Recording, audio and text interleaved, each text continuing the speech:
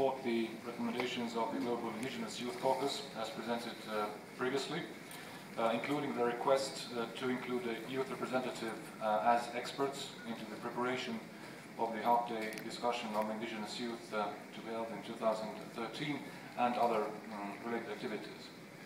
Secondly, we suggest that the Permanent Forum more prominently include the topic of information and communication technologies, or ICTs, in its future activities and discussions. ICTs are already performing very important and growing roles in daily lives of many Indigenous peoples and communities.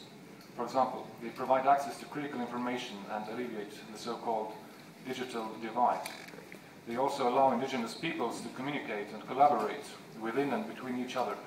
This is, for example, very relevant to the Finno-Ugric peoples that live thousands of kilometers apart from each other.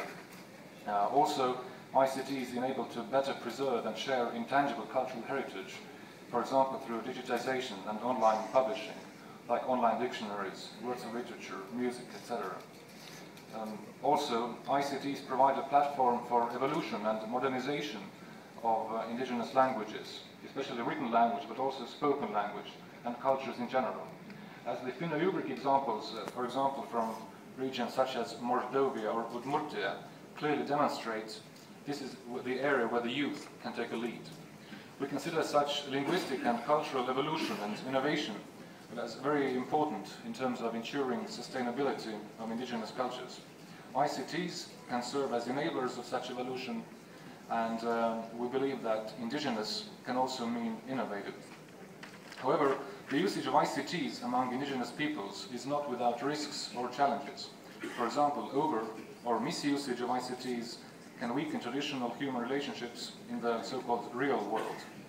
But also ICTs may be associated with additional costs that the Indigenous community on their own cannot cover, thus relying on the support of the state or private sector. Now, based on all of that, we still believe that the topic of ICTs in the context of Indigenous peoples merits a half-day discussion at the next session of the Permanent Forum in 2013.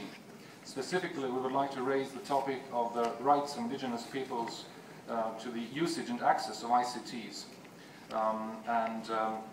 including considering or deliberating the concept of right to the internet.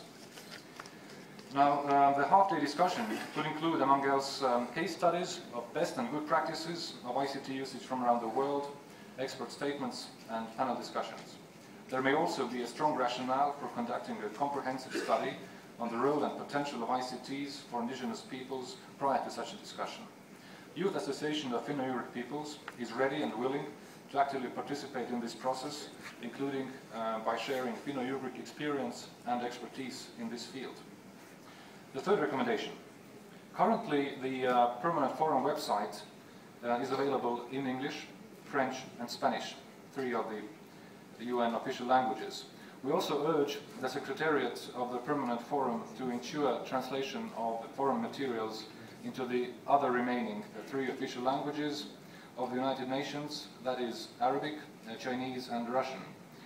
This will improve access to information about the Permanent Forum, about the very important work that this forum is doing to other parts of the world, including among Finno-Ugric peoples, many of whom live in the Russian Federation. Fourth recommendation. We encourage member states, UN agencies and rapporteurs to publish official reports and statements on the Permanent Forum website in advance, preferably 1 week before presenting. This will improve the quality of discussions and alternative reports presented at the forum.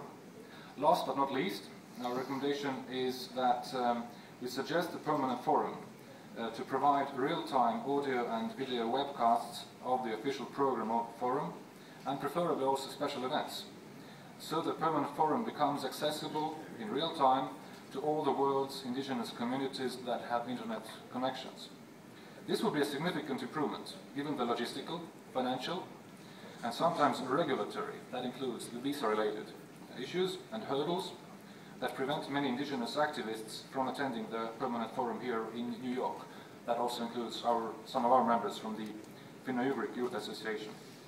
With such a relatively simple, in fact a low-cost, low-tech move, we believe the Permanent Forum could more than double the number of effective participants, thus multiplying and amplifying global impact of this very important forum. Thank you very much for your attention, Mr. Chair.